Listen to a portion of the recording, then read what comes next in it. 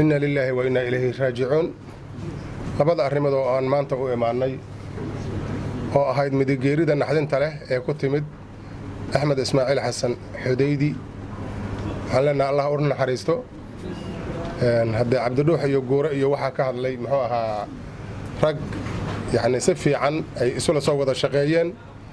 aniga taas waxaan ku soo koobayaa Allah u naxariisto walaalkeen marti la jecel yahan Allah ka dhigo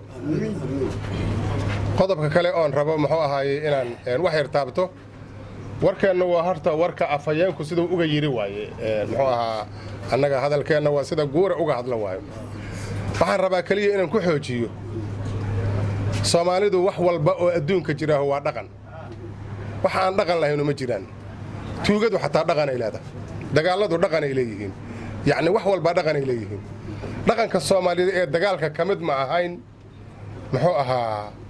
in qof meeyda la gubo kamid ma ahayn dhaqankeeda dhaqanka Soomaaliyeed kamid ma ahayn in dad meeyda inta meel la iskor saaro lagu digto oo lagu boodboodo oo film laga qabto kamid ma ahayn dhaqanka Soomaaliyeed sida taariikhyahanada dhamo ay ka warqabaan nin baa col qabtay baa la yiri colkii markay qabtay baa waxa la yiri waa ku dilaynaa inaad idishaan waa xeer buu yiri waxa la yiri waa ku daynaynaa ayaduna waa xeer buu yiri sanka iyo labada dhagoodan ka jaraynaa hal yiri ma taas xeer dhaaf way yani wuxuu ogol yahay in la dilo laakiin xeer kuma jirto in sanka iyo dhagaha laga gooyo kuma jirto xeerka waxaan leenahay waxa dhacay waa xeer dhaaf waa xadgudub waa waxaan ku wanaagsaneyn mustaqbalka Soomaalida waa waxaan ku wanaagsaneyn sharafka Soomaalida waa waxaan ku wanaagsaneyn qabiilka arintaas sameeyay mustaqbalkooda iyo sharafkooda iyo sumcadooda waxaan ku fiicnay waa Soomaali waa qabiilooyinka waxa sameeyay way xadgudbeen meel bayna ka dhaceen sharafkoodina way iibsadeen dhig karna